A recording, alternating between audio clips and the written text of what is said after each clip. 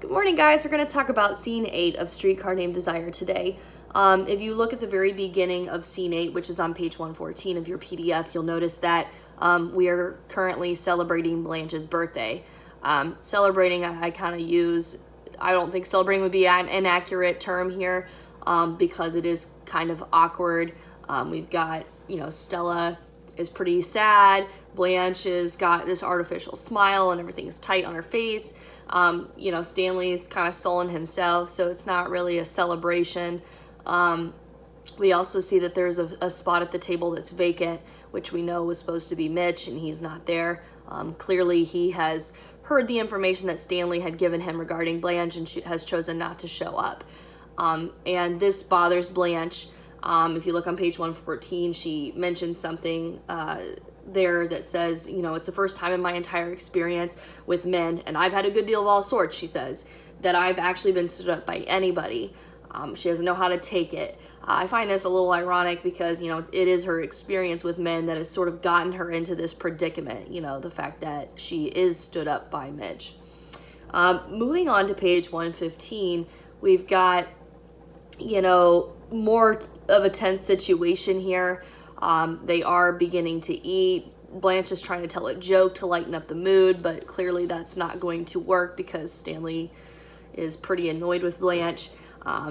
In fact, he's not paying attention to the story on 115. He's spearing a fork into the pork chop and he's trying to eat with his fingers, which, kind of shows his lack of manners at a dinner table when it comes to eating. But I also think that he does this on purpose to annoy Blanche because he knows that would bother her, and he probably bothers Stella as well. And Stella makes that comment on 115 because she calls him a pig. Again, another animal reference about Stanley.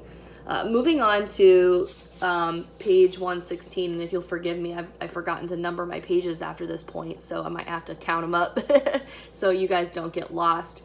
But Stanley shows some pretty aggressive behavior toward his wife Stella on page 116. He hurls a plate to the floor. He seizes her arm. He threatens to, to clear their places as well. He's hurling a cup and saucer.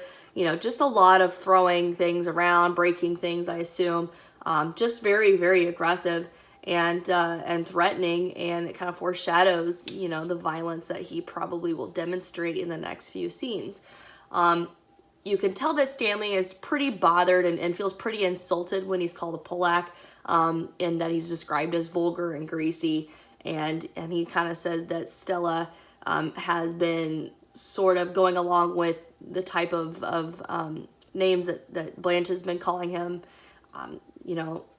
She's rubbing off on her is what he's trying to say. A thing that I wanted to point out to you also in that little paragraph there when he's talking to him is that he says, remember what Huey Long said, that every man is a king, and I am the king around here, so don't forget it. Here's where he's trying to reestablish his male dominance, to remind Stella that he is the one in control, that he is the one running the household, and that he's going to tell them what to do, if anything, and you're not going to talk back to him. So, again, just reinforcing the stereotypes of the time where the man is, in fact, running the house.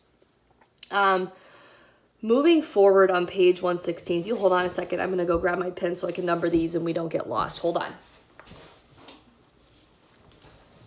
Okay, so let me go ahead and do that here. 116, 117. On 117, we've got Stanley talking to Stella after Blanche goes to try to call Mitch and find out why he's not there.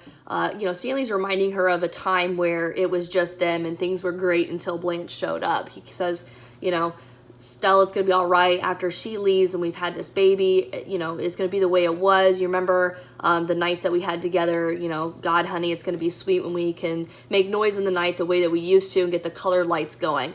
So again, this is sort of highlighting the nature of their relationship, the fact that it's a very physical one. And that's what he says, we'll get back to that. We don't have to worry about Blanche being here and hearing us or dealing with that sort of thing. One final thing on page 117 is the color of the cake, and color symbolism. We've been talking about that for a while now.